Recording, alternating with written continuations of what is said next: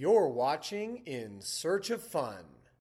What's up, everybody? I hope this finds you all having a wonderful day. Welcome to both In Search of Fun and Barely Qualified Picks as we do our first crossover brand collaboration in talking about what might be the second best show of 2025, Chad Powers on Hulu. I am so excited to talk about it. I am just equally as excited to be doing that with my brother and one of my favorite people in the whole world, JC. Welcome back. Thanks for having me. I love being on the show, all the episodes we've done, and I cannot wait to talk about Chad Powers. But first, if this is the second best show, what do you have as the best show of the year? I'm very... Okay. Task is my best show of the year. If you haven't seen Task, and look, I understand if HBO Prestige TV isn't for everyone. I am an HBO Prestige TV nut, and Task for me was the best HBO Prestige television that I've seen in several years. Mark Ruffalo just got to my very core. The character development, like every episode just had me on edge. It was excellent. I actually went back and watched every episode twice. I watched it and then I listened to some podcasts about it, and man, there were just so many different angles and plot lines, and even the one plot line I didn't like throughout, the way that they tied it all together at the end, it was like, yeah, actually, I'm really glad that you guys committed to that and you didn't do what I had wished for most of the season and just bail and spend that time on. All right, I'll have to check it out. We also have Stranger Things and Fallout coming, so it's a loaded year and a loaded fall for TV. John, you're going to hate me for this. I have not seen past season 1 of Stranger Things, and as somebody who has worked in the video game industry for 15 years and has played many Fallout games and has a deep appreciation for Fallout, it's been on my list. I just haven't watched it. Well, you are a Walter Goggins fan, Mr. Uncle Baby Well, who Billy. isn't, right? I have season tickets to Walter Goggins, right? At this point, who isn't a Walter Goggins fan? And yes, like anything he's in, I will watch. I will at least give it a shot. It's great. Highly recommend. I'm not going to spoil anything. Go into it eyes wide open. It's going to be great. You're going to love it. All right, John, let's talk about Chad Powers. You and I have been talking about Chad Powers behind the scenes for weeks and weeks now. We've been talking about doing this. At first, it was like, do we cover the first couple episodes? And I think life happened. And I'm actually really glad in hindsight that we didn't break it up and try and tackle it as it went, but that we get to talk about the whole season in one fell swoop today. And for everybody's awareness, this is spoilers heavy. We're not going to hold anything back. We're assuming that you've seen it. If you haven't seen it, stop now. Go watch it. The one thing I don't like is they're 30-minute episodes, but for your sake, if you pay for no ads with Hulu, you can rip through this and then come right back to the podcast and join us for the discussion. But again, this is a spoilers heavy discussion. And with that, we're going to break it down into a few pillars. Well, 6. First, we're going to talk about what the show is. What kind of show is this? Who's the main talent?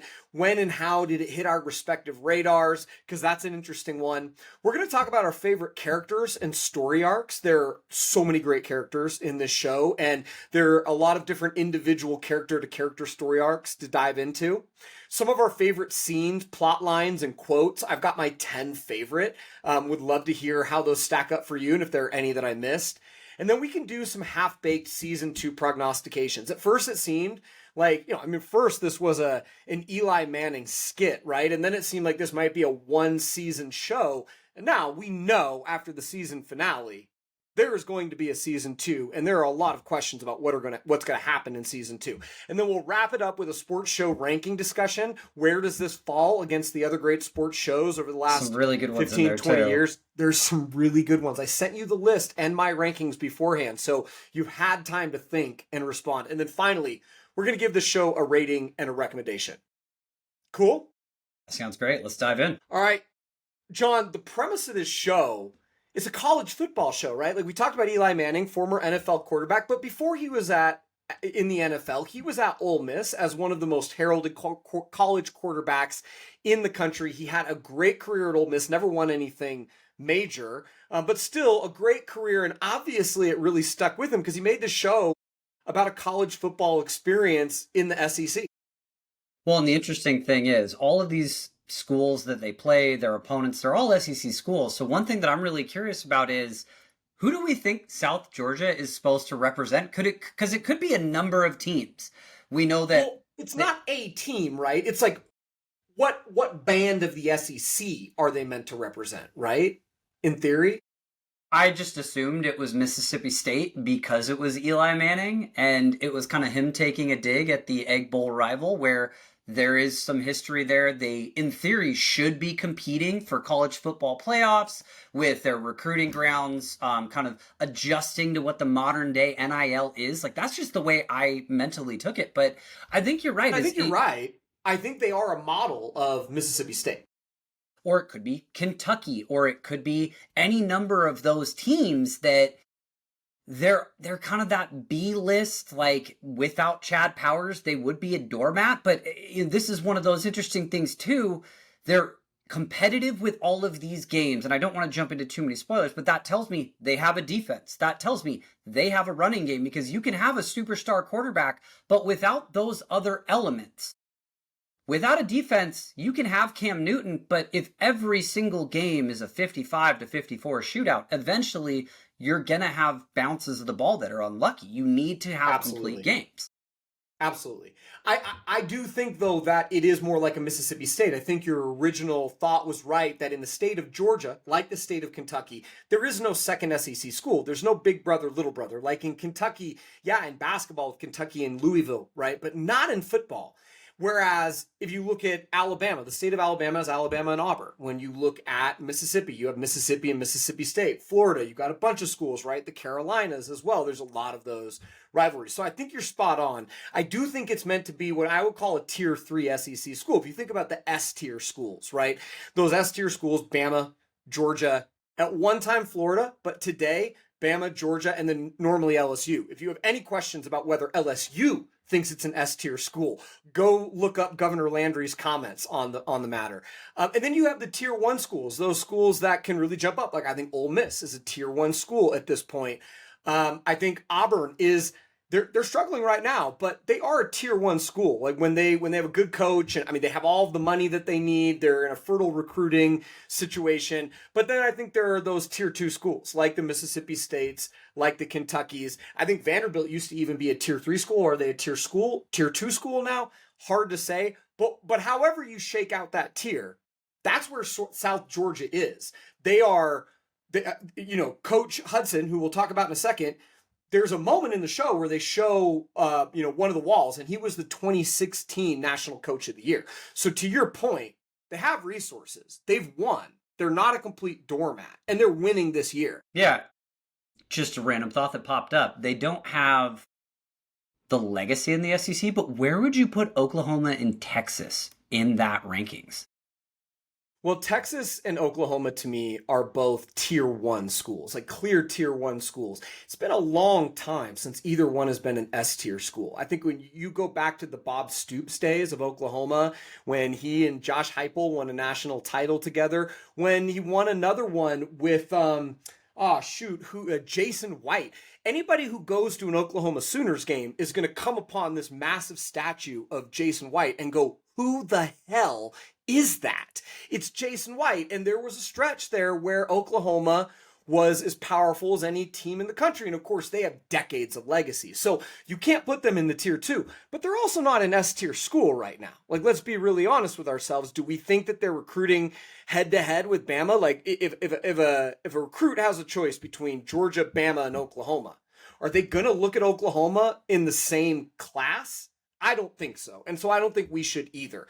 Texas is Texas. And, maybe it's the way I grew up, but I still remember Vince Young and the USC game and all those things. And Texas is still a tier 1 program to me. And I think, you look, Texas is arrow pointed up. Multiple right playoff now. berths in the last handful of years, too. So it's hard not to think of them in that tier. I agree with you. All right, so coming back here, we've got the South Georgia Catfish. I hate the mascot, but they're the South Georgia Catfish, and those waters run deep, as you see on all the walls in the stadium. I love the amount of thought that they put into these little pieces of the environment, the atmosphere, where it all comes together. The fact that their mascot's name is Whiskers, which is absolutely what you would name a catfish mascot. Like, the amount of just detail they put into it is a tier above. Now I've got to tell you, and you've worked in entertainment for a long time too now. And you sometimes have situations where you have executive producers who are in name only. They're getting paid, but they're not really offering anything. Like I can think of some products that we've put out that had executive producers that didn't do a whole lot behind the scenes.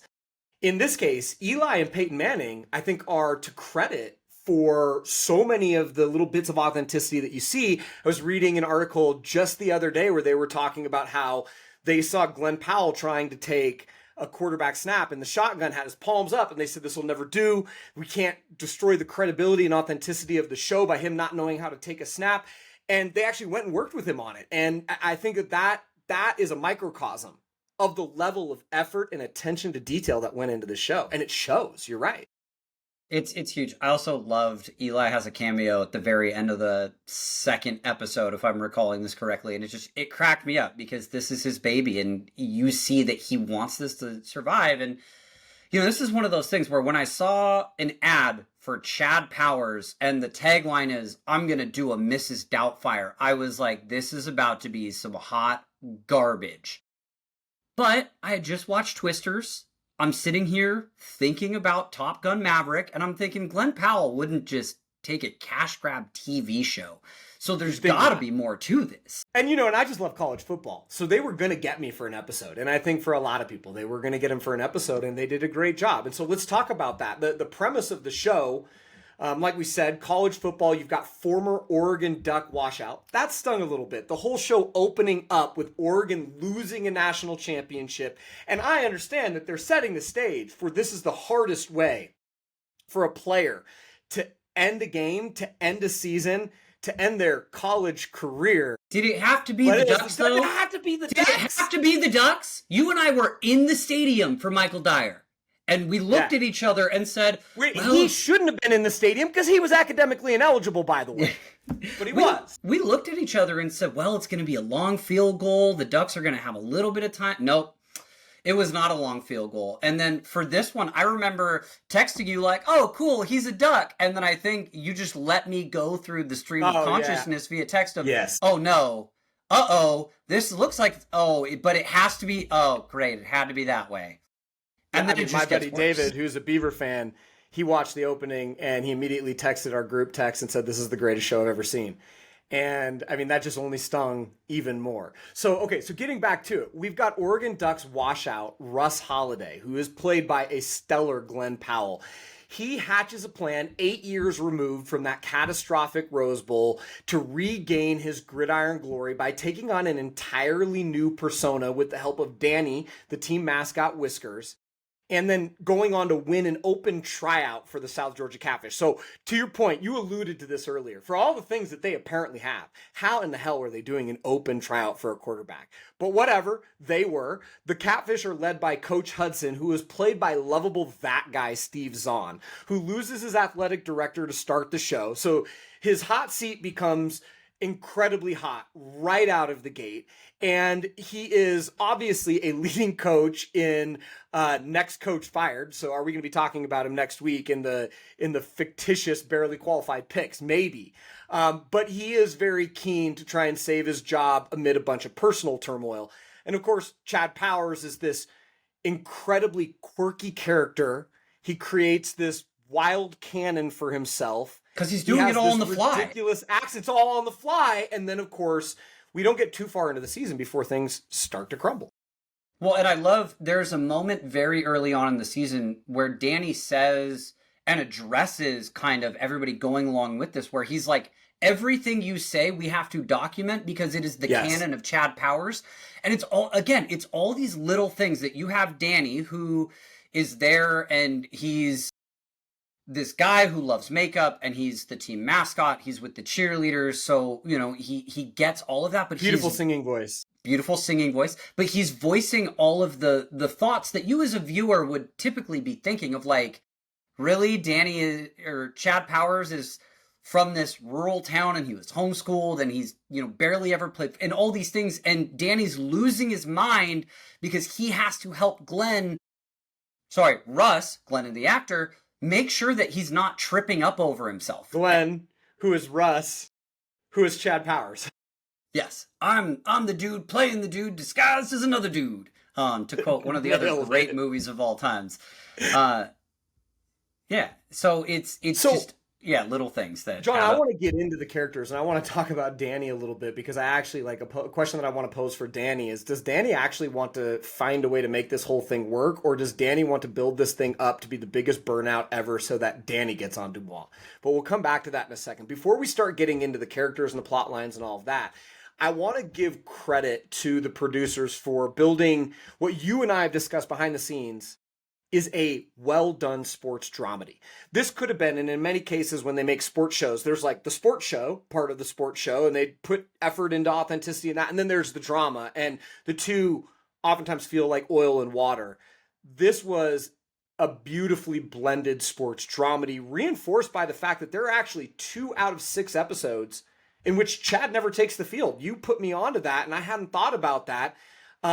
The fact that, they focused in 33% of the season on anything but on-field football.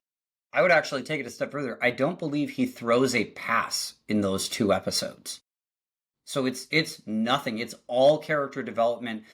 And it's all things that, like, there are a lot of shows where random hijinks happen and something terrible is going to happen and they need to go chase this, that, or the other. But it's like, it's all within the realm of possibility. You don't have to suspend disbelief that much to go along with these storylines. And it's just done in such a thoughtful way. Like, huge credit to the writers in how they've set these things up. And you're right. How the writers have sort of preempted but that doesn't make sense, thoughts that you would have by saying the thing out loud, but not doing it in a way that, in many shows, it's like, oh, they're doing the thing where they're saying it out loud so we don't miss it. Yeah, exactly. So anyways, I agree with you. Huge credit to them. The one nip that I will pick with this show is that, boy, it hit our radar felt like 5 years ago. And then we were waiting for it forever. And having been in video games, like, you have these pre-order windows. And sometimes they're so long that, a game gets announced and then it's essentially forgotten about by the time it gets close to the game actually releasing, and then you have to do it all over again. I do wonder if they would have had better reach and stickiness with the people that they did gain awareness from if they didn't have such a long burn in the lead up to the show actually releasing. I mean, I saw this, I think spring is when it popped up on my radar. And the trailers and everything made me think it was right around the corner. And so I was expecting it to drop any day. And then we had a handful of other shows in between now and then. I mean, Stick came and went in the time that I saw that first episode or that first trailer. And then I actually watched a full episode. So it's one of those things where it caught me off guard that it was actually releasing in the fall. And yeah, it makes sense. Like, now that college football is here, now that our eyes are thinking about football, this show's going to come out. But where was like the marketing blitz? Kind of in Agreed. August and September? I mean, you and I are addicted to football. Like, I would have thought that it would have been in my face all the time. And I'm not going to say that I never saw anything, because I might have, but it certainly didn't register. It took me going into Hulu, and then it was there 2 episodes in. It was like, oh my gosh, Chad Powers, it's here. I wonder if it's any good. I was 3 episodes had already released by the time I got around to it, because I just didn't realize. And then once I watched that first episode, I watched all 4 episodes, maybe in one sitting, maybe not, but very close to it. And then for episodes 5 and 6, because it is a tight 6 episodes, I really appreciate that about the show. And we're going to talk about cliffhangers and all of those things, but I was waiting every single, I think they came out on Tuesdays, every morning on Monday Tuesday. nights. Okay, Monday nights. I watched them Monday night at 9 p.m. Although I will say, Hulu, so strict about the 9 p.m. I'd be on there at like 8:45 p.m. Pacific time, because every other service does it on Eastern time. And I'd be on there and it'd be like, no, you need to wait until 9 p.m. It's like, geez, Louise, 9 you guys. at the button. Yep. At the button. All right, John, let's talk about characters. There are a handful of key characters. There is no running back, as you mentioned, but we'll set that aside. I'm going to run through the characters, and I'm going to give a brief description from my perspective, and then I want you to correct any perspectives that you have, or not correct, but share any additional different perspectives that you have on the characters. But then ultimately, I want to know, who are your 2 favorite characters and your 1 least favorite character. So obviously there's Chad. Chad Powers goes from asshole winner at Oregon to asshole loser in life to humbled human at South Georgia, but maybe not entirely humbled because he never really takes accountability for what happened in the Rose Bowl. Like, is he an anti-hero or is he a bad guy becoming a hero? Then we've got Danny. We talked about Danny. He is the team mascot. He is Dumois Dreamin', US Weekly, People Magazine. Is he truly a benevolent and well-intended friend? Or does he secretly anticipate the crash that can get he and Russ on Dumois and into US Weekly? So Danny is the second character. The third character is Coach Hudson, obviously 2016 Coach of the Year, but currently embattled. He just lost his athletic director. He's facing the NIL realities that coaches in real life are facing and struggling with. Dabo Swinney, anyone? And then you've got his daughter, Coach Ricky, who's the ultimate boys club challenger and Chad's not so secret admirer. But like, is she jealous? And we'll talk about how Ricky comes to find out about Chad's fraud. But there's a part of me that's like, does Ricky look at that and go, I wish I had thought about that? And then we've got Tricia, who is the classic NIL booster in the NIL era. She is the foul-mouthed, off-color, but so quick to turn the tables on anybody that she's engaged with. We'll talk about Tricia more for sure. She just knows how to pull all the strings in her favor. And then we've got Jerry. Three characters left. Jerry, the God-fearing, God-first player archetype, the Tim Tebow type. Who can't throw the ball, maybe he can run the ball, but he knows the playbook back and forth. Is Jerry at the end of the season a villain or a hero or something in between? And then finally, two throwaway characters for me, Coach Dobbs and Coach Bird. Coach Bird, a little bit funnier as the quarterback coach and, former South Georgia star who's actually kind of an idiot. Coach Bird, who's like the very thoughtful offensive coordinator. You just don't get a lot from him. So those are the players to me. I don't think I'm really missing any key characters, but did anything jump out as I described those that, you feel needs to be added? So one thing that jumped out to me that hadn't really dawned on me until you mentioned that there's no running back. We only really meet two of Chad's teammates. You mentioned Jerry, who is kind of the career backup, right? He's physically, this is their word, not mine. He's physically retarded, but Chad is the mentally retarded quarterback, and there's a fun line that you're going to address a little bit later. But like, he's undersized. Going back to the movie that you referenced earlier, he does not ever go full retard. He doesn't, which is good. He gets close. He certainly does. But no, the other character is the star wide receiver who's probably going to be a third or a fourth round pick who wants a quarterback that can get him a 1,000-yard season. He's the only other teammate whose name we learn and who is invested in who the quarterback is and has a personality. All the other teammates are kind of throwaway where it's like, okay, that one's an offensive lineman, that one's a defensive lineman, that one might be a tight end who will catch a ball, but they really only highlight personality of those two. When it comes to the other assistant coaches besides Coach Ricky, I will say, we don't really learn who Coach Beard is and Ted Lasso until season 2 or 3, so we can give them some time. But yeah, with Tricia, the rules don't apply to her, and she knows it. And she mentions that a couple times where she's told, hey, you can't smoke in here. And she says, I think, darling, I can smoke anywhere I want to. And nobody addresses it. This even in a hospital, and that's where for me it was like, oh, she knows that if she was a dude, she knows that her thing swings. Like, yeah, the rules don't. She had the same reaction when Ricky asked her if she's supposed to be on the field. She was just like, just appalled that she would be asked that question. Of course she's allowed on the field. She's allowed wherever the hell she wants. And then she gets on the field and Coach Hudson says, what the hell are you doing on the field? She's like, what the hell do you mean? What the hell am I doing on the field? Make the quarterback change. Yep. And she's the one who can make those demands as kind of the lead booster. And we know she's the leading person in the clubhouse, a lot of legacy with the university, a lot of legacy with the team. The Jumbotron's named after her. Her dad, she inherited all of her money from her dad, and she's the lead booster. And again, she doesn't give a damn. She's the athletic director booster, or not the athletic director, but the lead booster who can make those calls. Yeah, absolutely. All right. So John, 2 favorite characters, 1 least favorite character. Who are they? I actually really like Tricia because I think she is there and she has some really, really witty comments. And she's also kind of Chad's champion, right? Like, she gives Russ a few She's merit-based. She is. And she gives Russ like being Chad, like a lot of nuggets throughout the season, maybe not a lot, but they're spread out, so it feels like a lot of different nuggets that he takes to heart and really kickstarts his personal growth. Absolutely.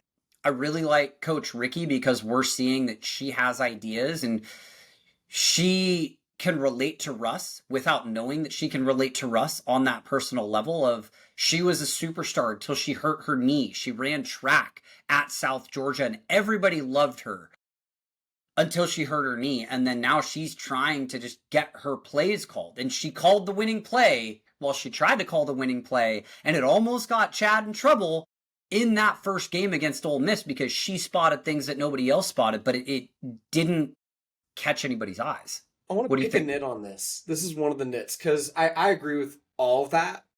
But you know what was weird to me is that it's this dynamic of Ricky trying to go through Coach Dobbs, the quarterback coach, to get to Coach Bird to call the plays. Because ultimately Coach Bird calls the plays, but Coach Bird is close with Coach Hudson. And he seems like he would actually have an honest conversation with Ricky about her plays and things like that. I understand that there's a chain of command. But it is weird to me that she can't just sit down and have a conversation with Coach Bird either. Like you would think Coach Bird is the offensive coordinator who oversees the entire offensive staff could have like that skip level conversation with her. Especially like, do any of us think that Coach Bird doesn't realize what a doofus Coach Dobbs is? Yeah. I mean, it's hard to argue that, especially because the reason they had a quarterback tryout in the very first place, they lost both of their starting and backup quarterback to the portal, which tells you there wasn't confidence. You don't leave jobs. You leave managers. Exactly. And if that's the quarterback coach, they didn't have confidence in the quarterback coach. The offensive coordinator has to be looking at that and thinking the exact same thing. And then, you know, the quarterback's coach is always asking for a can to dip in. Like, those are the tasks he's giving Ricky to go. And he tells Jerry there is no God. As he says, I didn't think I could get hit this much and not die against Ole Miss. Yeah, there are some good lines in there, but it is a good point. Now, the counterpoint is Coach Ricky does not want a single shred of favoritism. She tells Coach Hudson multiple times, don't call me sweetheart in front of the guys. You need to call me Coach Ricky. Those types of things that shows she doesn't want any viewpoint of a nepotism hire. Yeah. But I hear what you're saying where I think she's cutting her nose to spite her face, honestly. 100%. Like, I think if she wasn't the coach's daughter, like, that's still something that you should do to try and ingratiate yourself and get your voice heard. And she didn't do that. So it's interesting. I actually would say that if it wasn't Coach Dobbs, Ricky would be my least favorite character, which is all relative because I actually like all of the characters except for Coach Dobbs. But I just think, like, on the scale, Ricky would be the lowest. For me, it is Chad first, and look, you know, he is designed to be the character that you're most Chad attached to. Yeah, that's fair. And so I was gonna say, if we set him aside, then the two that I choose are Danny and Tricia. Those are the two that I got the most comic relief from. That I thought each of them brought a dynamic to the show that nobody else was bringing. Like, it would be a completely different show, not only if that character didn't exist. If Danny was, you know, some person on campus and not the mascot, or if somebody else was playing that. I think the actor who plays Danny, and I didn't write his name down, excellent. Like, what an excellent. Oh, he killed it. Yeah. And with Chad, the amount of character development that comes out of Chad Powers and Russ Holiday throughout the show, the nuggets that they breadcrumb in to show his fall from grace, where he's excited to play for the NFL, or not the NFL, the XFL, the Las Vegas Vipers.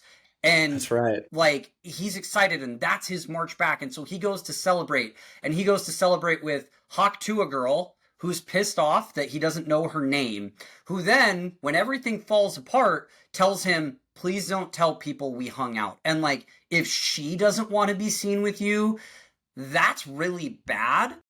And then we find out that he's a conspiracy theorist. He threw stuff about Princess Diana on Twitter. He mentions conspiracies. That scene, by the way, so well done. The way that he like flipped into conspiracy theorist mode. Like, watch a video! Yeah, which was so good. And like, I forgot about his dad. I didn't include his dad as one of the characters. I don't even remember his dad's name, and I guess that goes, you know, further to that point. But I liked his dad as a character. I think their dynamic is good. Well, especially in the last episode of the season where he starts to redeem himself in his dad's eyes because his dad just wants to be proud of him. His dad just wants his son to go work for something. And he's been such a loser for 8 years, hanging with crypto bros, chasing get rich quick schemes, sleeping on the couch, and being a drunk, that it's been hard to do that. And he has this moment where it's like, he calls his dad and he's like, aren't you so worried that I disappeared? He's like, at some point you run out of caring, or something along those lines. His dad said, I thought you died. And he's, why didn't you call me or call the police?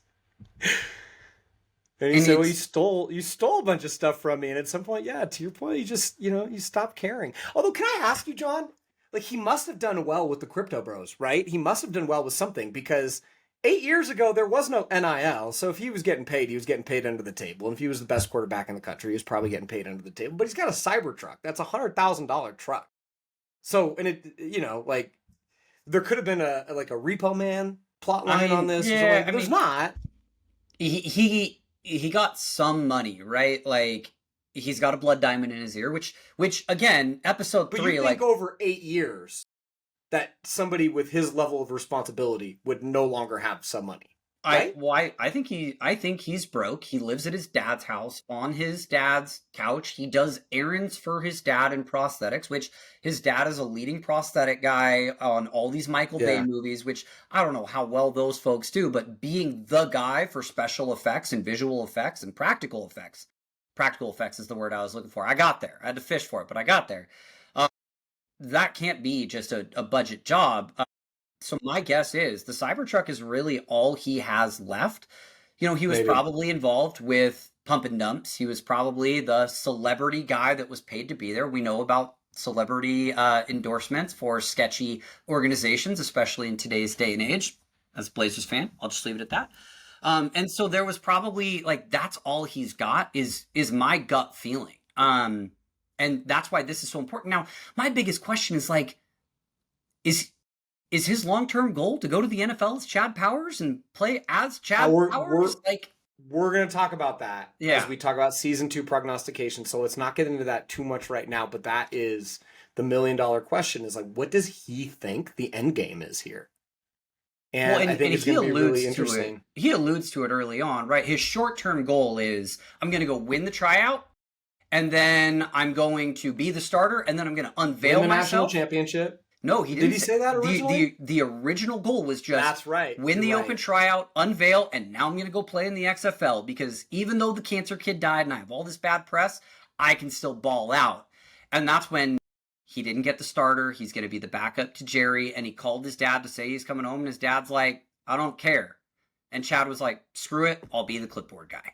Which was a really cool turning point moment of, that was him hitting rock bottom, as he even went through all this stuff, realized he could still ball.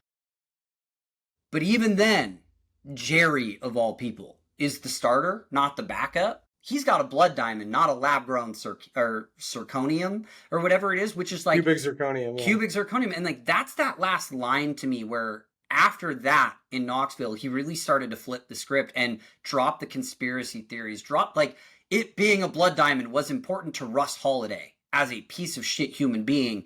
Now it's not. Well, and I think at the same time, that was that moment where he realized that if he wants to let go of the bad of Russ Holiday, he also has to let go of the good history of Russ Holiday, because his whole problem, to your point, was, what do you mean I'm the backup? In my mind, I know that I'm the best quarterback in the country. I've still got it, but nobody else knows that. And he has that, realization, that reinforcement over and over, that it's like, oh yeah, that's right. Like, I have to build from the ground up again and do it in a way that doesn't blow my cover. Well, yeah, and in the tryout, he takes his helmet off and his wig comes off. And he's like, oh, I got to keep my helmet on because I feel strong. Makes me feel strong, like a man, coach. That line was great. I loved it. One of the great lines. It didn't actually make my top 10. We'll get to that in a second. But, John, I want to ask you about character-to-character story arcs, because there are a number of them, and I want to know what was your most favorite and what was your least favorite. So, Chad obviously dominates. You've got the Chad-Ricky dynamic. You've got the Chad-Danny dynamic. You have the Chad-Jerry dynamic. Then you have the Chad-Tricia dynamic. So he has completely different relationships and plot lines with all of them. Then outside of Chad, you've got Coach Hudson and Tricia, which for my money, it's one of the three best plot lines there, because it feels like it so closely mirrors what a big time college football coach in a embattled state would be going through. But then you've got Coach Hudson and Ricky, and then of course the last one I wrote down is Wendy, Coach Hudson, and Ricky, and what's going on there. And maybe, I don't think that's going to be one of our favorites or our least favorite, so maybe we could dispose of that one. You have Coach Hudson, who's married to Wendy, and Wendy is tired of being a coach's wife. You actually, like, you get the sense at first that she's just uppity, but then, like, you learn through the show she just wants her husband back. She wants time with her husband, and he lives the life of a major college football coach. And then, I think it is obvious over the course of several episodes that Wendy is not Ricky's mom, and that Ricky is in this awkward third wheel position where she wants to love and support her dad and be grateful to her dad, who is her boss, while she also wants to see her dad and Wendy have a good life together. Like, she's clearly not apathetic to Wendy or even adversarial. She wants her dad to be happy. Yeah. And one thing I will say is that moment at the college game day lunch on the dock, his crash out, that's just the term that comes to mind. His crash out over what it is to be an NIL coach nowadays. It resonated in such a strong way where he said, like, this is a full year round thing. And I have to keep my players happy, because if they don't get enough starting time, they leave. So I need to make sure that they feel like they're getting growth, they're getting visibility. I have to go recruit from other schools through the transfer portal. I need to go compete, with recruits that are 17, 18, budgets and all of these. And I think you and I had this conversation, the Miami-Stanford game, where I was like, is that Andrew Luck on the sideline? And you're like, yeah, he's their GM. And it was a conversation about how college coaches are not enough anymore. You have to have a GM at a college program now. And that's much of a job as an AD is. Your GM is not the CEO either. The GM works for the coach in these programs. They're not independent of the coach. That's the reporting structure. So the GM is really like a COO. And the coach is like the CEO. And as I wrote several weeks ago in Barely Qualified Picks, it used to be that college and professional head coaches had different but similarly difficult, taxing jobs. That is not the case anymore, because the college coach still has to recruit, but now the college coach has to manage the portal and this incredible turnover and players knowing that not only can they leave, you used to have to sit out a year if you transfer, right? Or be a graduate student. Not only can you leave, but you're being enticed to leave. Even if you haven't played, there are schools out there that are going to say, not only will you play, but we'll write you a check. And I think the college head coaching job, especially at, an SEC school or a Big Ten school, it is far more difficult than an NFL head coaching job today. And they do get paid really well, but I don't think it's proportionate. No, not at all. And it just gives all this credibility and credence to their relationship was probably great when he won Coach of the Year, because there was an off season. They could go on vacations. They live in a beautiful lake house in Georgia. But that time has come and gone, and now Wendy's acting out. She stays at her sister's for a really long time. And you mentioned the relationship with Coach Hudson and Tricia. Tricia knows something's wrong. She knows what it's like to be the lead booster around the head coach. She obviously knows Wendy because they've been through all these kind of events together, and Wendy's not there anymore. 2016 Coach of the Year. I mean, we're talking about 10 years at the school. A decade. At least, probably longer. Yeah. And he probably didn't win in his first year. And it's these types of things where Tricia's kind of dancing around the issue, and she's trying to give advice, but she's also kind of poking at it like, look, there are a lot of reasons that you could be gone here. So you better win. And when I tell you to play Chad instead of Jerry, you better do it. Yeah, she said, if I find myself in a Liberty Bowl quarter zip at the end of the year, fuck the Liberty Bowl, as she said. Indeed. And you know what? That feels very authentic to the conversation that a major booster and an SEC coach would have these days. Okay, so favorite character-to-character story arc? Chad and Danny, just because Danny is the one who tells Russ everything to his face like it's straight. People don't recognize you because they either are embarrassed to see you on the street, or the Rose Bowl was 8 years ago and they've forgotten you. And like that gut punch to Russ was huge and kind of snapped him out of it. And also, like, he was the one in that last scene in the trailer with Russ and his dad that saw what was happening and helped Russ get to that point to be vulnerable with his dad. He pulled open the highlights and, like, really facilitated that and then stepped back. And it was a beautiful moment. It was just enough from Danny to see what was needed. And, like, yeah, that's where, like, you ask, is Danny waiting for this to blow up? I think it started off where Danny said, you know, obviously, Russ asking the question that all of us as the viewers want to know, well, what does Danny get out of this? Why is he helping? Yeah. And Danny's like, because you're going to owe me something, and this is going to be worth something someday. And that's important. But then I think it turns into Danny wants to, you know, Real friendship. That, and Danny's invested in the team, right? Like, he's the mascot. He goes to every single game. He wants to see the team win. Yeah. And Chad Powers is how that team wins. No doubt. No doubt. What about you? What was your favorite relationship? I'm going to go. So you hit on my two favorite in Chad Danny and then in Coach Hudson Tricia. So I'm going to go to my third favorite, which is Chad Jerry. And I think that this one is so interesting because, again, you know, when you look at the character of Chad Powers, he is an asshole who is self-righteous and believes he is owed something, right? Even in his new character of Chad Powers, he feels entitled.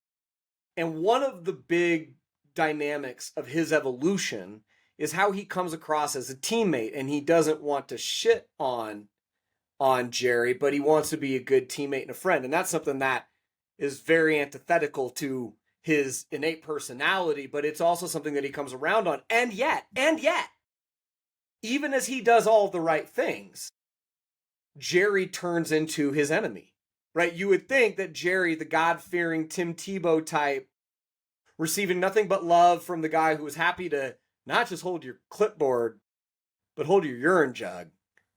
Ooh, we'll talk about that in a second. We'll talk about it. It's on my top 10. Gross. But, like, you would think that Jerry would understand. And then, you know, Jerry, in that game that he got pulled out, he said, I'm getting killed. I'm getting absolutely killed. And they weren't moving the ball.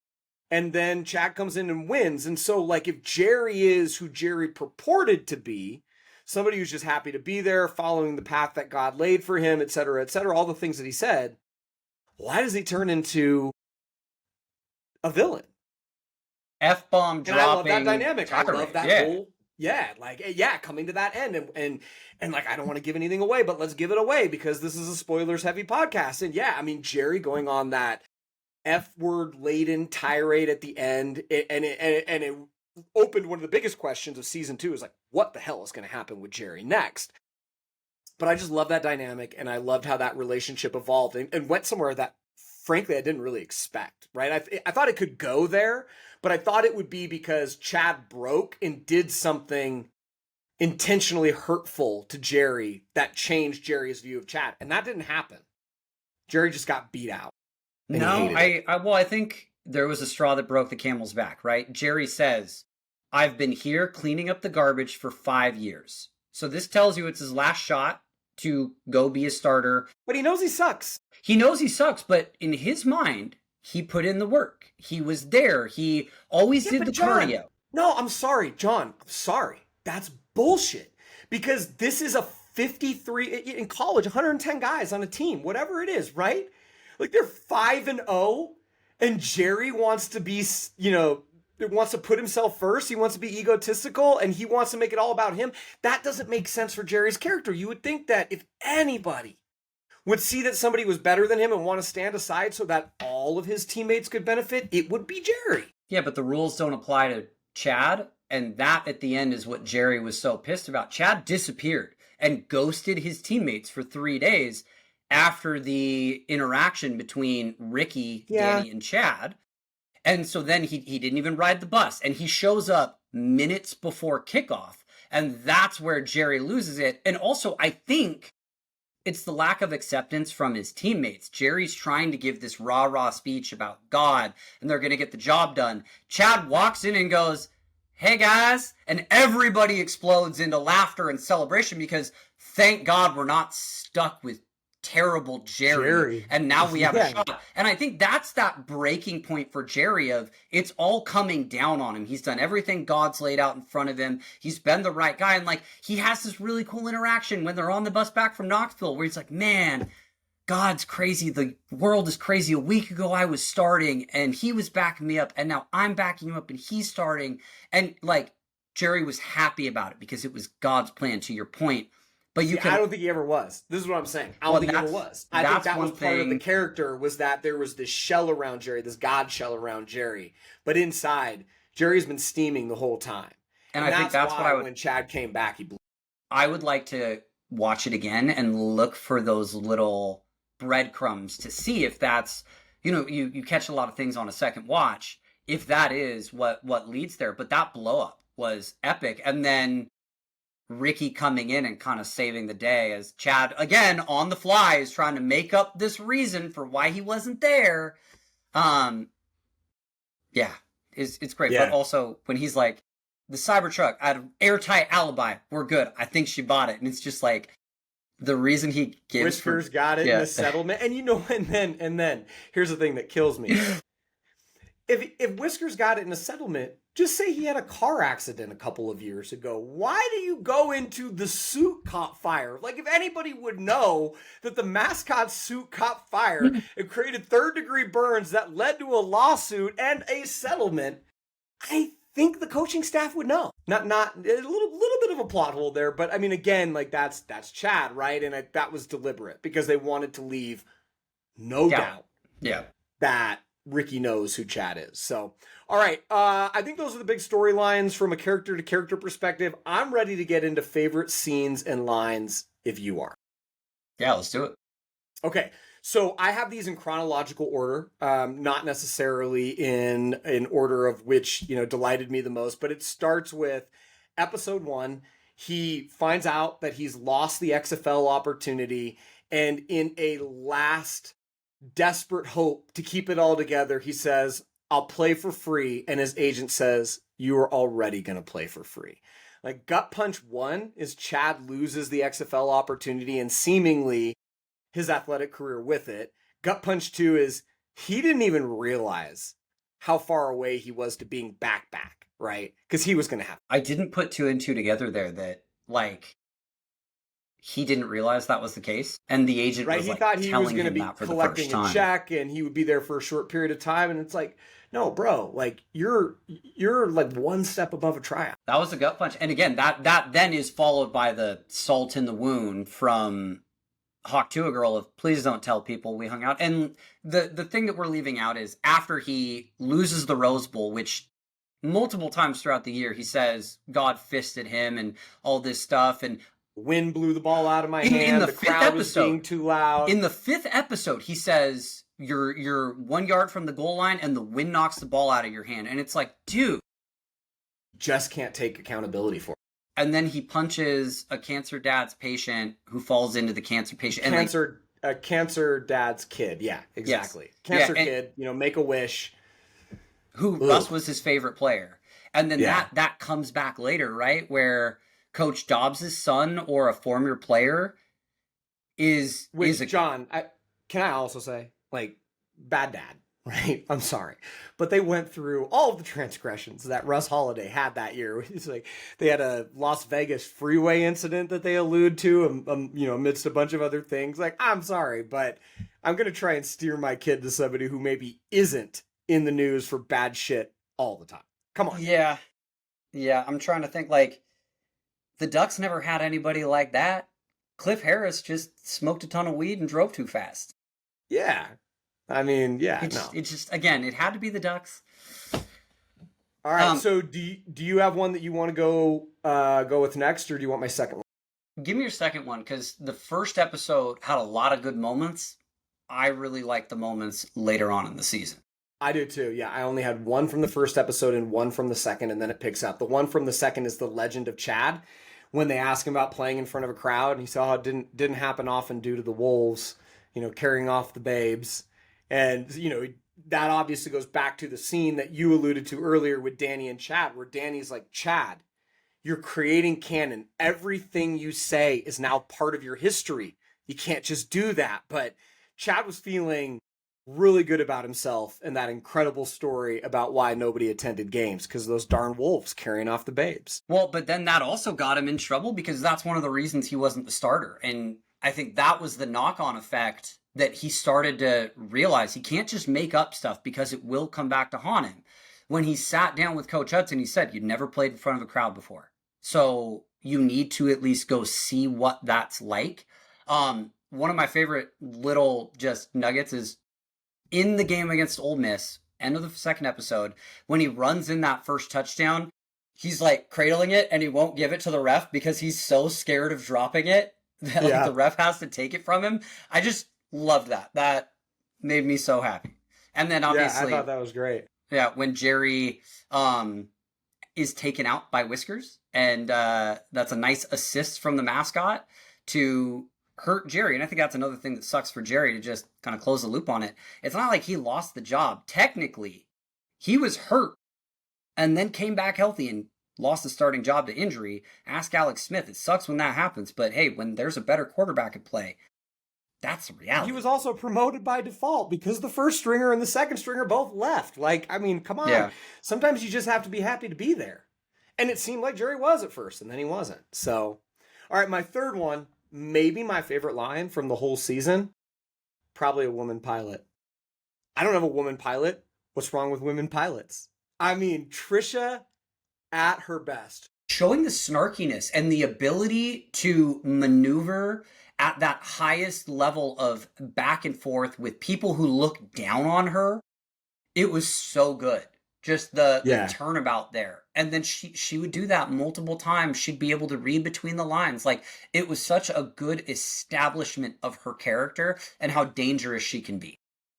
I thought they got like the middle-aged, white, like slightly overweight, but pompous SEC booster so spot on, right? Like the guy she's talking to and his plane, he's got to leave early because, you know, he says that they're not going to win. She says, you know, because he's further down the pecking order on the private airfield. And she loves that, to your point. Like, she not only knows her position, but she reminds everyone of it. All right, I got another one from episode 3, and we're going back to that game against Ole Miss where they make the change. And look, I know that the word retard is sensitive for a lot of people, and I don't take that lightly. The word is used in the show, and so we're gonna use the word just like it's used in the show.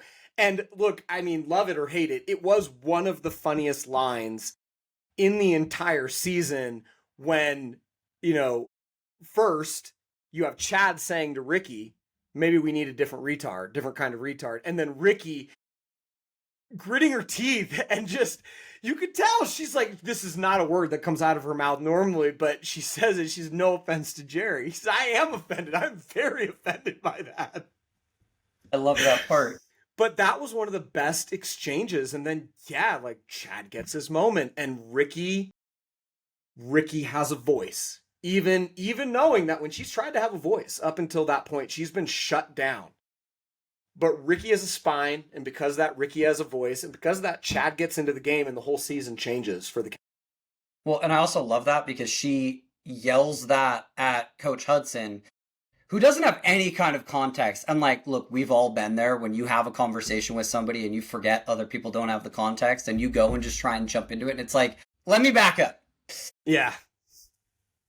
No doubt.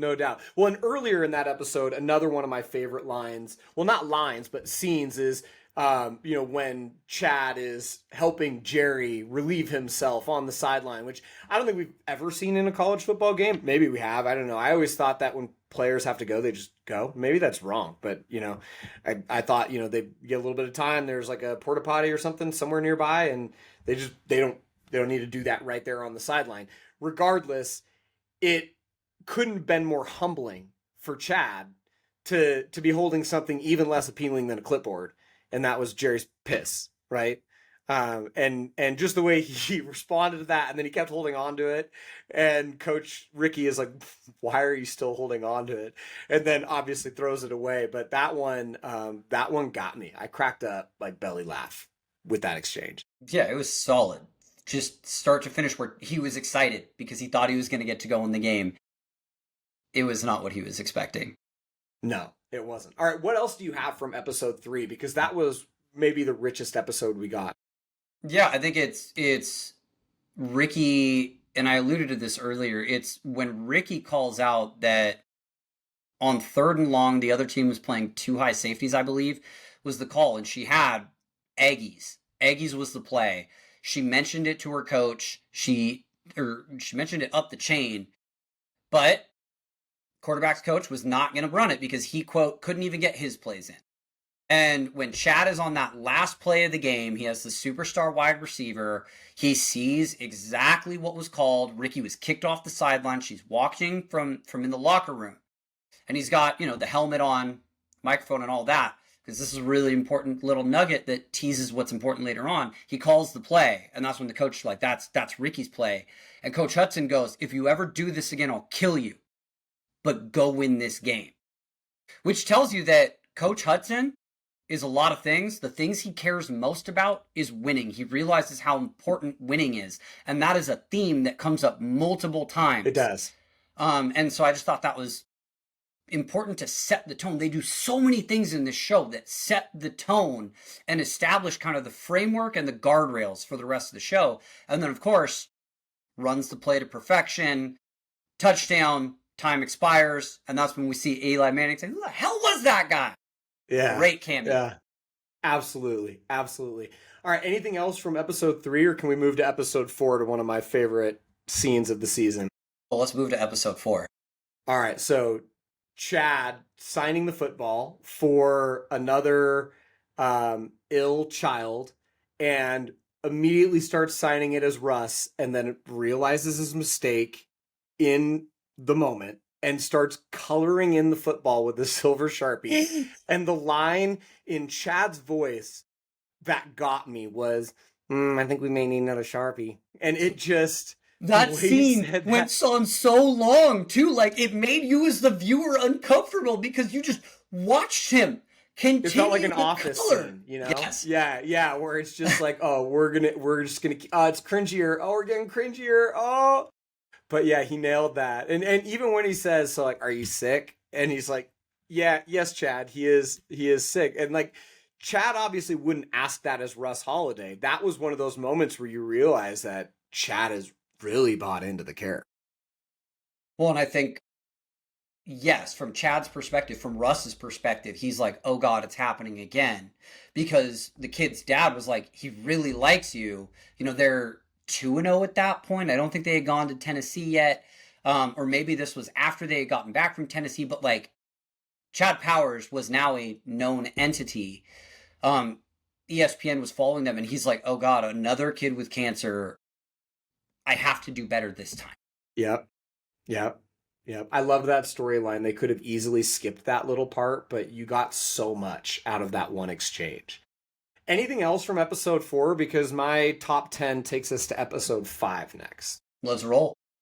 Okay. 2 words. Benjamin Franklin.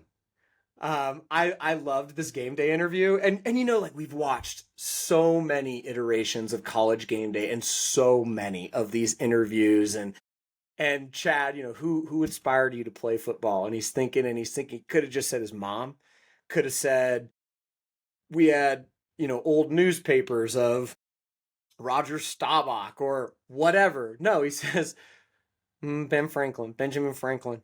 Hey, he's right. Father of electricity, father of light. Benjamin Franklin can't play football in the dark, of course. And so, yeah, thank you, Ben Franklin, for light and thus for enabling football night games. 100%. I mean, look, as a West Coaster, we get a lot of football games that kick off at 7:30 p.m. now. Some are better than others, but we couldn't have those without electricity. I also just want to say that, like, carrying on Tricia's just need for this game day interview to go well and how important this was to NIL, the spotlight that it could put on the franchise. Like, it's almost like Coach Hudson hadn't quite realized how much of the pageantry was mandatory yet. And then that led to the blow up later on in the episode. So you mentioned this as being one of your scenes. I like it because, again, it's all of that groundwork for, maybe some of these more casual college football fans that don't quite fully understand what this sport has turned into, where, Yeah, historically, look, college football, most important sports for any college program. Basketball, kind of a 1B for a lot of programs, but B because they bring in the money. Now it's like that to the nth degree. And getting this right fills the NIL coffers, is what she said. Like, that's how important this is to get right. So Chad had to get this right, which led to everything else in the episode. And just Chad's and that brings interviews. me to my next moment in the episode, which, to exactly that point, it's life or death, essentially. And if it's not life or death, it's something close to it in Georgia, for South Georgia fans and for Tricia. And Tricia's talking to Coach Hudson before the Georgia game and talks about it being, the biggest moment of Coach Hudson's life. And then she says, hell, it's the biggest moment of my life. And I was there when the Challenger exploded. I was 8. It fucked me up. And again, it was such a well-crafted and beautifully delivered line. I laughed hard, but it was just like, it drove home that point that this is as big as anything. I mean, the Challenger exploding and people dying and the impacts on our space program and being there for it. And yet the Georgia game is still potentially the biggest game ever. And I think that's real. When I was in college, John, I went on the study abroad. You remember when I went to Italy and went to all these different countries in Europe? We were there for like 6 months. I remember leaving after the 4th of July, and then I came home just before Christmas. And while I was there, I met another person on the trip, on the study abroad program, who was from the University of Kansas, and her dad was an Oklahoma alum. He invented the door stopper thing that goes on the upper hinge behind a door to keep it from whacking the wall. And so he was a lawyer, I think a good lawyer, but he was a very successful inventor. He did something else too, had tons and tons and tons of money. And the man had not missed an Oklahoma home game since 1981. 1981, had not missed an Oklahoma home game. And I remember we were in Greece. We were in Athens. And we went out to, the islands for a couple of days, and then we came back, and we were supposed to be there for 2 more days. And Papa Jack, which is what we called him, Papa Jack, and he paid for everything. I will say, like, he was one of the funnest dudes. We got drunk on absinthe together. I bought a Pope costume, and we walked around Athens, and I was singing the Halo song in my head, and this was all recorded, so we saw it the next day. Thank God that recording doesn't exist anymore, but I walked around going, oh, and I was buying food from all the food carts and handing it to the stray dogs, which did not please anybody in Athens. So Papa Jack and I had a really, really great time. The next morning we wake up, and his commercial flight gets canceled. And he wasn't going to be able to make it back for the game. So he spent $50,000 to charter a jet to fly him back from Greece to Oklahoma to be in Norman for that game. Like, that's how much it mattered to him. And like we talked about, that's tier 1, not even tier S, where we're talking. So, like... That's right. Although this was back in 2006... Oklahoma was S tier at that time. Yeah, they were still competing for BCS bowls. You remember the BCS bowls when those were important? Yeah. Do you remember Adrian Peterson? Can I throw an Oklahoma name at you? You remember Adrian Peterson? He was pretty good. Yeah, he couldn't get past Boise State, but yeah, he was all right. That's fair. Couldn't get past the Ducks either because we got an onside kick that wasn't ours, and that whole game ended very weirdly. But we did beat Adrian Peterson and the Oklahoma Sooners in Eugene, and I was there for that game. All right, so my 10th scene, Ricky confronts Chad and Danny on the field, and then Russ on the bus in the season finale. Both confrontations, so well done. But I give the gold star to Glenn Powell for the monologue that he delivers at the end of the bus scene, where he then lays out for Ricky the realities of her potentially outing him to the world. And it sets in, and it's not just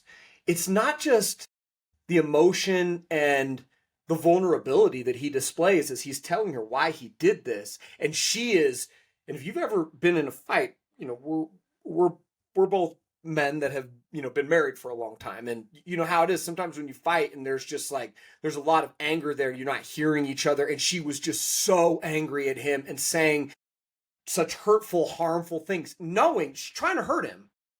And he's just taking it and trying to explain. And then at the very end, it's like, okay, well, I tried the good cop thing. I tried to be reasonable, but here's why you're really not going to do this. And then for her to just go, huh? And you knew when he walked into the locker room that she was coming in after him to back him up. There was zero doubt in my mind that she was going to back him up because she was not going to do that to her dad. Yeah. Because she loves her dad, going back to what you said earlier. She loves her fucking dad. And why shouldn't she? Look at the life he's given her. There are a couple things where the build up to that reveal, where Coach Ricky gets suspicious back in episode 3 when she sees him as Russ Holiday in the hotel. They've crossed paths where he was Russ Holiday and she's the only person who recognized him. Waiting for the elevator, she goes, oh shit, you're Russ Holiday. And they have a little back and forth. And then she starts to get suspicious when she Googles him, remembers that he was this incredible dual threat quarterback at Oregon.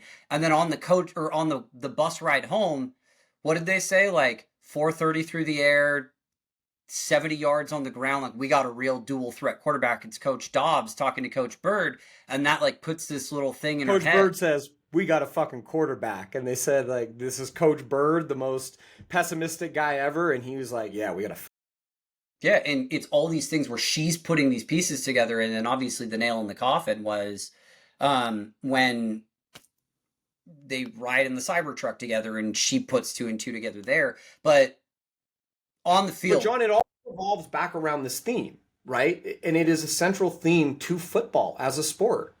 There is no I in team. It's we, not me. And Coach Ricky has to decide, does she put the team first? Chad has to decide, does he put the team first? Because Chad could bail at that point and disappear. Nobody would ever see him again. Chad did bail, right? He would bail. But I mean, Chad could bail. Chad could take off the makeup, go back to being Russ Holiday, and never be Chad Powers again. And he would be on a milk carton. People would be like, literally, what happened to Chad Powers? Now, would somebody actually file a complaint and then they would start investigating and then they would figure out who he was? Maybe. It is 2025. But like, he had the opportunity to choose me, not we, and bail on the embarrassment that he said he knew was coming. Like, well, and he was going to do that, right? That's why he went to his dad to give the makeup back. And his dad was the one who's like, you put in all this work, all this stuff. And it culminates in that moment where for a second, they make you think Ricky's going to understand, where she's like, can I touch your face and all that? And then she slaps him. That was so.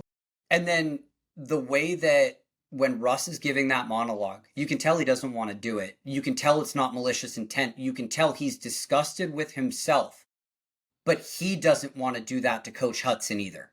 And 100%. He doesn't want to leave his team hanging either. For him, for the first time in his life, he's doing this for the team and for somebody else. It's not about him anymore. Well, I will push back on that a little bit. I don't know that it was ever about him. I think he always put the team first, and winning first for the right to coach the team. Like, that's not a selfish thing necessarily. Like, I've been there where you really want to win because you want the team to be successful, because you love the position you're in and the people that you're around and all of that. And you know, if you don't win, all of that falls apart. That's not selfish, I don't think. But I do hear what you're saying. And again, I think it all comes back to this idea of, are you focused on me or are you focused on we, right? Jerry, are you focused on me, Jerry, or are you focused on we? Nishan, are you focused on me or are you focused on we as the star receiver, right?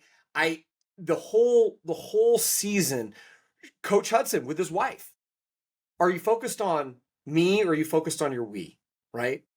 And it comes back to this central truth that in big time college football, if anybody doesn't choose we over me, it all comes crumbling. Chain's only as strong as its weakest link, and that's so true. And what did you say, a 72-man roster for college football? 72. I mean, college football, you could have as many guys as you want. I think you get 100 scholarships, but there are a lot of college football rosters that have like 110 guys on it. Tons, right? NFL's 53 men, much smaller. But yeah, college is a lot. All right, John, I have one more that I had skipped over, and actually, and I realized I put it last because it hit me so hard. And it's a Tricia line. Shocker. Everyone deserves to be happy, however they get there. Is there any more universal truth than that in this show, right? Like that is Tricia, who is so hard-nosed and so demanding and so exacting, being the one to reveal that truth. Because I mean, I certainly believe that everyone deserves to be. I mean, maybe not however you get there. Like, it can't be like Dexter, right? I was Dexter for Halloween. However, like there's a gray area with Dexter. But I think for the most part, when people are doing things that are law abiding and don't infringe on the safety and security of their fellow humans, yeah, like do you. Yeah, that one resonated in a big way, especially because once again, it spoke to the different characters and what their motivations are and just what they're out to get. And I think for Chad, that really, again, just reconfigured his brain. Although I think that was actually to coach Hudson, if I'm recalling correctly, where that came up. Yeah. And that's where she was basically like, look, figure your shit out with Wendy. You don't have time to be sad about this. Yeah. All right, John, that wraps up my favorite plot lines, scenes, lines. Now I want to get into our season 1 ranking of what I would call, in parentheses, mostly great sports shows. So we've got 6 shows here, including Chad Powers. I'm going to read them in no particular order. The League, Stick, Chad Powers, Ted Lasso, Eastbound and Down, and Friday Night Lights. What is your least favorite? Let's go from 6 to 1. You give me your least favorite, then I'll give you mine. Okay, are we talking about just season 1 for these shows? We're just talking about season 1. Absolutely. Because like when you think about The League, right? The League in season 1, that was probably its worst season. Because the way their development timelines worked, there was too much of a gap between when they started shooting and when they published an episode. And so it wasn't relevant fantasy football conversation. Then in season 2, they fixed that. They significantly shortened the development timelines. And every week it felt like they were talking about last week. And that heightened my enjoyment of the show significantly. So when I just look at season 1 for The League, I'm considering that original dynamic and not what it grew into. Yeah, so I would put The League as my least favorite out of what you listed here. I love The League. It had a rough first season. The characters took time to get developing. Taco didn't really turn into Taco as we knew him well until kind of season 2 or 3. Like, it was very much kind of similar to The Office, kind of similar to Parks and Rec, where season 1 is not what the rest of the show was, and that's okay. That happens. Yeah. Okay, for me, 6 is Stick. I watched Stick this summer. You and I were both excited for Stick. I think I'm a golf fan. I like playing golf in real life. Really like Owen Wilson. I was excited, but I didn't enjoy it very much at all.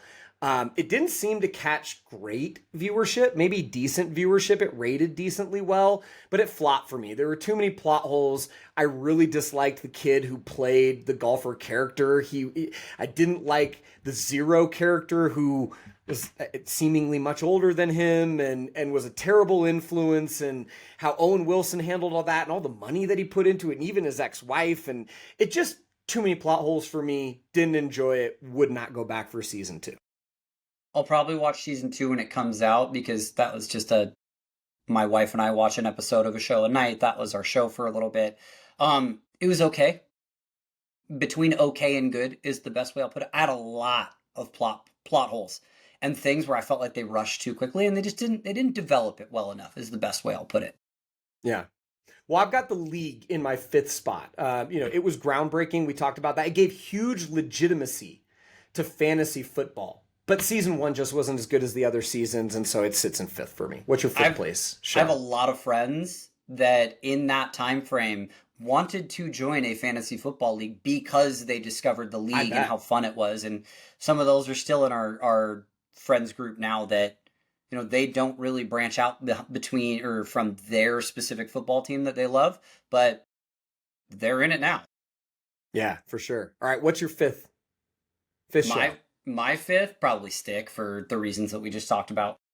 Okay, so then let's move on to number 4. My number 4 is Chad Powers.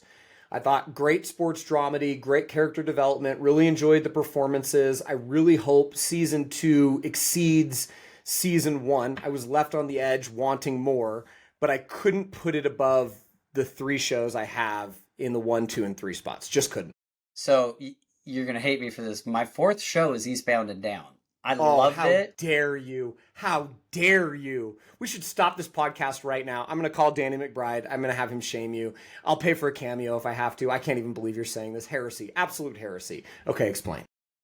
Eastbound and Down's great. It had a very first good episode. I loved the character of Danny McBride and Kenny Powers. I loved what he embodied and his downfall from grace and all the storylines. But look, when you're in this kind of competition at the quality of shows, you're an A-tier show. These are S+ tier shows that we're about to talk about. You know, A- between this and Chad Powers, because Chad Powers is my third. The other two are some of the greatest sports shows ever filmed, end to end. See, we're going to disagree on Ted Lasso, because I think season 1 of Ted Lasso, I have Ted Lasso third, and you probably have it higher than third. I thought that Ted Lasso was really great in season 1. I thought season 2 was worse than season 1. Season 3 was worse than season 2. I became less and less engaged as we went on. I remember in season 3. Season 1. Yeah, no, I agree with that. And that's why it's ahead of Chad Powers for me. Okay. But like Ted Lasso, like season 1 was great, but for me, the whole show wasn't that's what I was really trying to say. It wasn't like the mountain moving show that a lot of people felt Ted Lasso was. I really enjoyed it, but I didn't enjoy it more than my number 2 show, Friday Night Lights, or my number 1 show, which you've already raised, which is Eastbound and Down. For me, it's easy. It's an easy number 1. And Friday Night Lights is an easy number 2. And they couldn't be more different, right? Eastbound and Down is a full-on comedy. Friday Night Lights is a full-on drama. You have Coach Taylor. You have Tammy Taylor, played by Connie Britton. You have Matt Saracen and Tim Riggins and so many other great performances over 5 full seasons. It actually, as I was thinking about it, I was like, John and I need to do a rewatch and pot about this, because it was one of the greatest sports shows ever. It may be the best pilot ever filmed. If you watch that very first episode end to end, certainly Sports Pilot.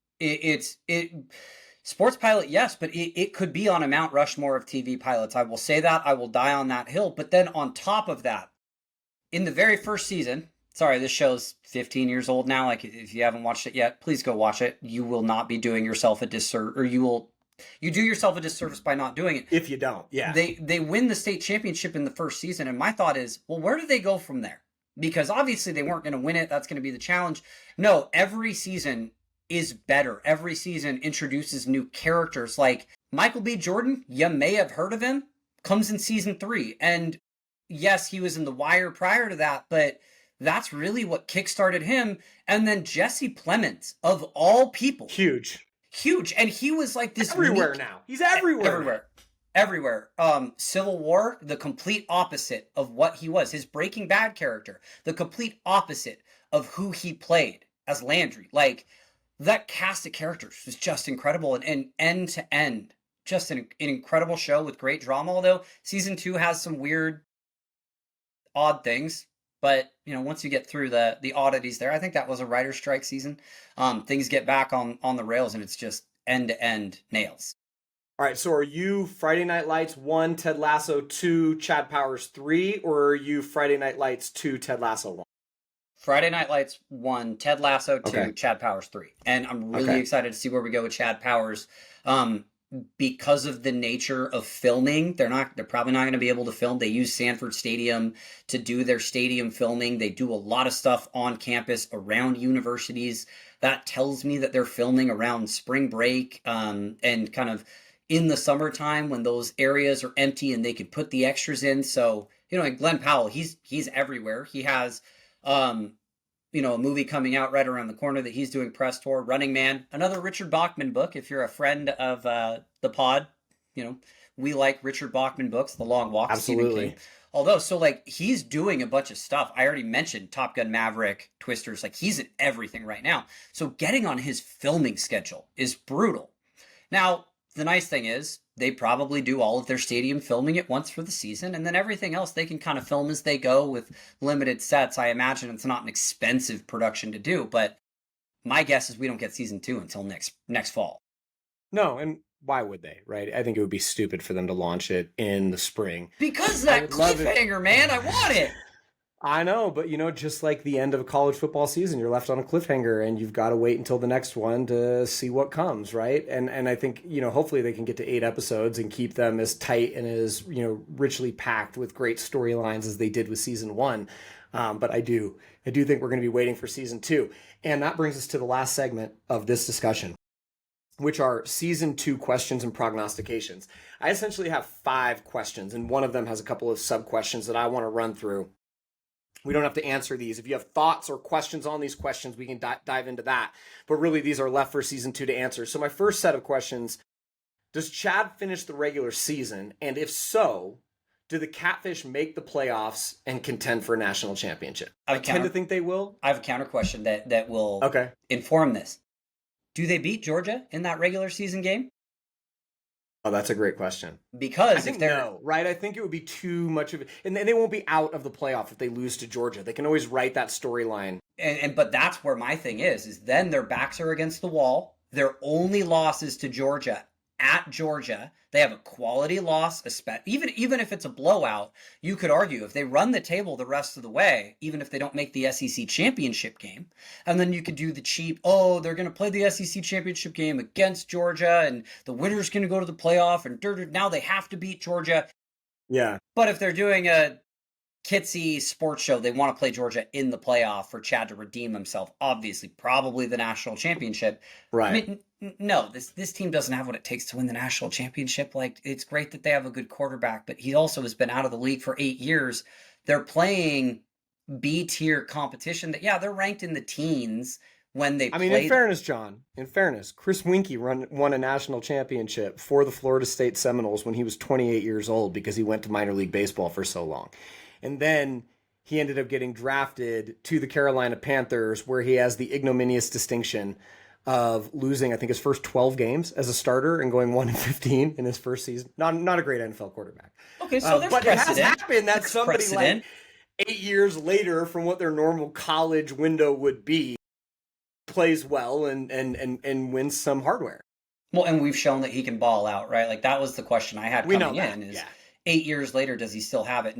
And again, Danny asks the question for the viewers, and Russ is like, well, we'll find out. And then turns out he does. And he was scared in that first episode and all that kind of stuff. Yeah. But no, I think they make the playoff.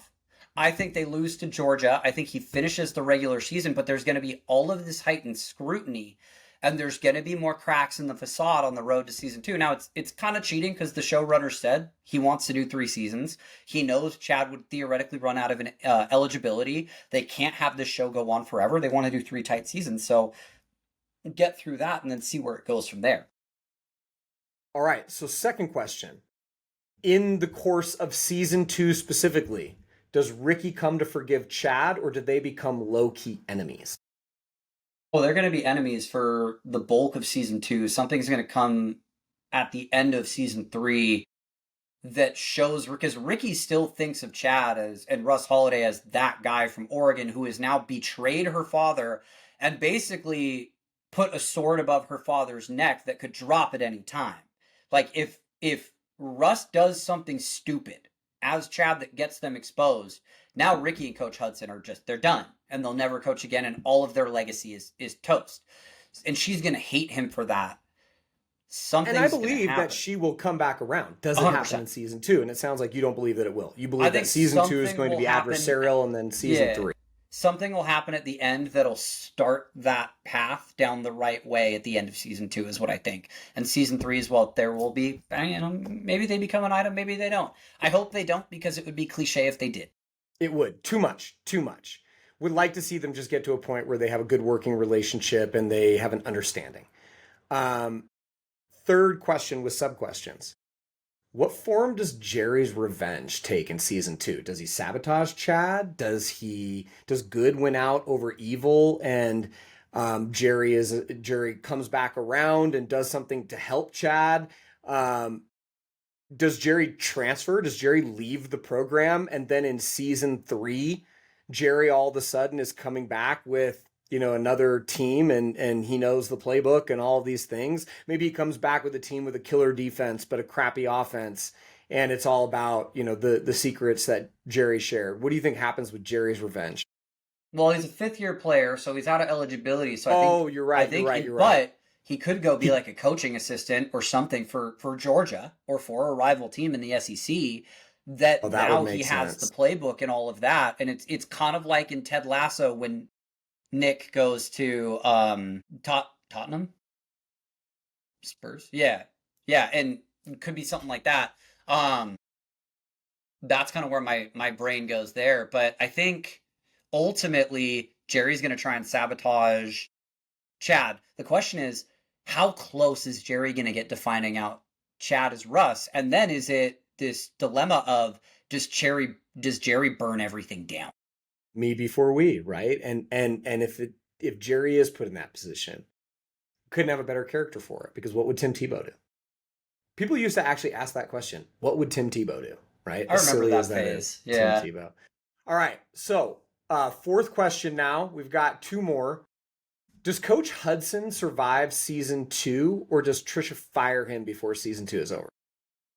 What would have to be true for a coach that had a 5-0 start and brought credibility and a spotlight to a college to get fired at this stage? They would have to drop at this point like 3 games in a row, starting with the Georgia game and then losing 2 games to really inferior competition like a Northwestern and a UCLA type competition.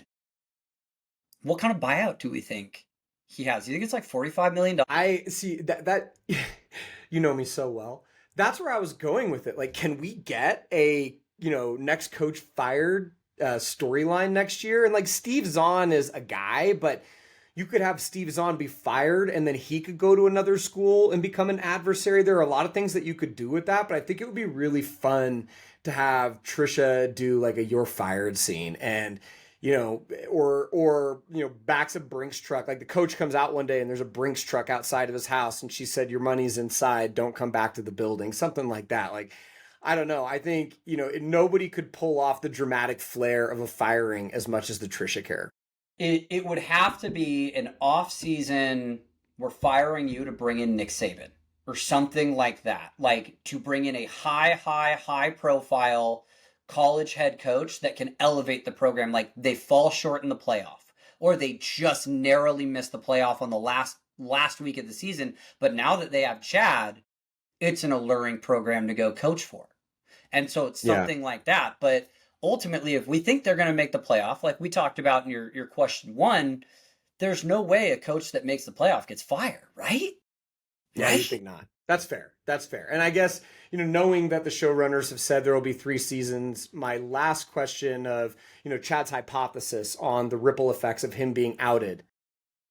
I was going to say in season 2, but in season 2 or season 3, do you think, not just does he get outed, he has to get outed at some point, but do all of the fears come to fruition, including the death penalty for the program for having knowingly done this? I don't think it'd be the death penalty. I think they bring up the death penalty as the most scary thing. And for people who don't follow college football, they don't even understand what the death penalty is and what happened with SMU back in the day and all of that. And there's too much background for us to go into, but it's a very well-placed reference. And I think it carries an appropriate amount of weight. Right. I think they would, in today's day and age with all of the random stuff we've seen and slaps on the wrist, they'd probably be bowl ineligible for a few years, and then they'd probably lose some scholarships, and then, hey, they probably brought a bunch of money to SEC and ratings, and it's a fun storyline that everybody would mop up. And look, follow the money. There's a lot of money in this Chad Power storyline in this universe, and I think that would lend a lot of credence to it. Absolutely. The question is, would Russ then be able to go play even in the XFL if he was unmasked? You gotta imagine not. Maybe in the CFL. You think maybe in the CFL? You think the CFL's above the XFL in your ranking? Yeah, absolutely. But he wouldn't play in the XFL, but he would play in the CFL. Like it'd be the other way, right? I don't think Canada. I mean, I think he's had too many felonies. I don't think Canada would allow him across the border. Touche. So it's probably why he hasn't gone to the CFL, for being honest. Well, he has a DUI. They mentioned that in the first episode. Yeah, he does. Which, in fairness, as we talked about his financial struggles, that helps because he's not paying for insurance. All right, John, those are all my season 2 questions. Do you have any last questions or thoughts before we jump off? I just can't wait to get this season 2. I'm really excited to see where they go from here. There's so many different directions. And again, the production, the way they get real schools. I want to see who, like, I would love to see what the rest of their schedule is because I'm a schedule nerd. Even in the NFL, I'm looking at, like, well, they have these 3 teams and then they're going to have these two. Like, do they have Bama? Do they have Florida? Yeah, appointment viewing. Yeah, absolutely. I think for a lot of college football fans, to your point, if they showed a schedule at one point and people knew that there were going to be those scenes coming up, like there are a lot of people that would get engaged because of their passion for their alma mater and just seeing it once, right? Reminds me of the year that I bought Madden strictly because the Oregon Ducks were in there with, an alumni team, right? I bought it for that reason that year and played it for that reason and then stopped playing it once I had my fill. But yeah, no, I think it'll be interesting. John, I can't thank you enough for the time. It's going to be a long wait, but hopefully it will be worth it. We deserve to have great sports shows in our lives, and this is one. Thank you everybody for listening. We hope you all have a great night. And if you haven't watched Chad Powers and all these spoilers didn't burn you out on it, go watch the show. It's awesome. Well worth it. Thanks, everyone. Awesome. Cheers, John.